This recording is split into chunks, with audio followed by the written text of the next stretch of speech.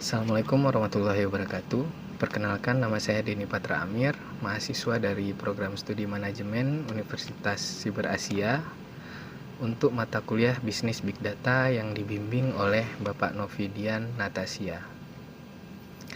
Pada kesempatan kali ini, saya akan mencoba memaparkan salah satu materi dalam perkuliahan Bisnis Big Data ini, yang merupakan salah satu materi penting dalam data mining, yaitu metodologi CRISP-DM.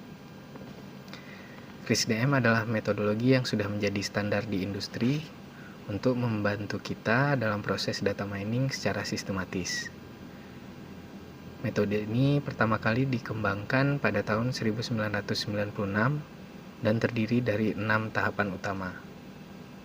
Meskipun sudah cukup lama, CRISP-DM tetap relevan karena fleksibilitasnya yang bisa diterapkan di berbagai bidang. Tahapan CRISP-DM yang pertama yaitu Business Understanding, memahami tujuan bisnis dan masalah yang ingin diselesaikan. Yang kedua adalah Data Understanding, yaitu mengumpulkan dan memahami data yang akan digunakan.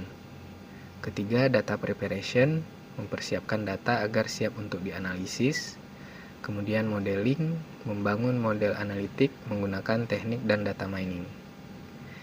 Yang kelima, Evaluation, mengevaluasi hasil model untuk memastikan kesesuaian dengan tujuan awal. Dan yang terakhir, Deployment, yaitu menerapkan hasil analisis ke dalam sistem bisnis ini. Semua tahapan ini bersifat iteratif, artinya kita bisa kembali ke tahap sebelumnya jika ada yang perlu diperbaiki. Menurut polling KD Nuggets, CRISP-DM masih menjadi metodologi yang paling banyak digunakan karena fleksibilitas dan kemudahan adaptasinya. Namun masih ada tantangan, terutama dalam menghadapi perkembangan Big Data modern. Contoh implementasi CRISP-DM saya ambil dalam contoh kasus perusahaan telekomunikasi, yaitu di sebuah perusahaan telekomunikasi besar di Asia Tenggara. Mereka menghadapi masalah serius bahwa datanya 25% pelanggan mereka berhenti berlangganan setiap tahun.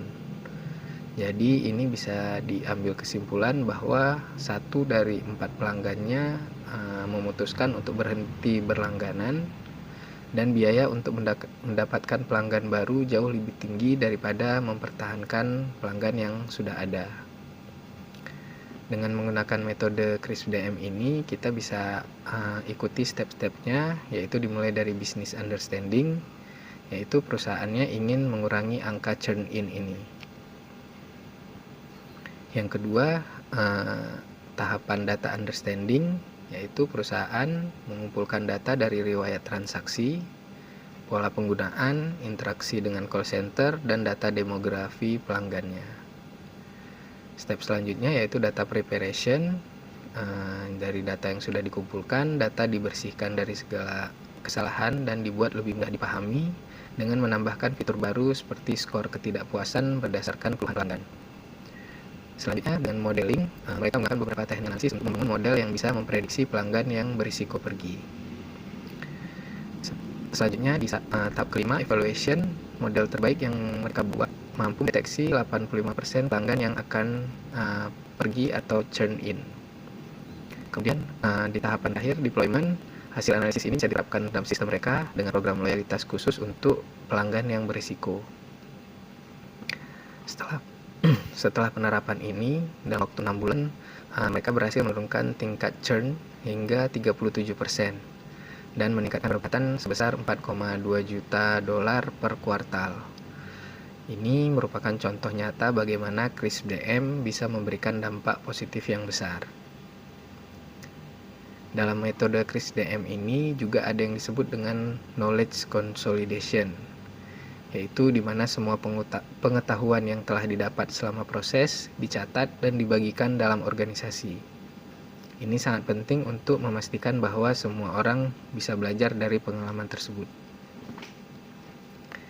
Selain itu, CRISP-DM juga memiliki keunikan lain seperti visual feedback loop, yaitu setiap tahap menghasilkan visualisasi yang bisa membantu kita melihat kemajuan.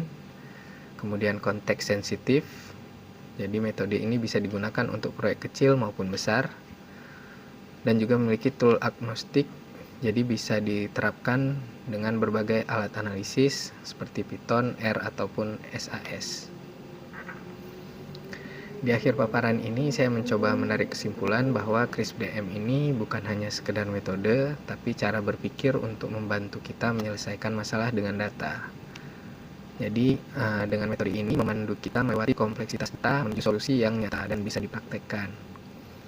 Terima kasih telah menyimak paparan ini. Semoga informasi yang saya sampaikan bisa memberikan perspektif baru tentang kekuatan pendekatan terstruktur dalam dunia data yang semakin kompleks. Saya harap paparan ini bisa memberikan manfaat dan tambahan pengetahuan bagi kita semua.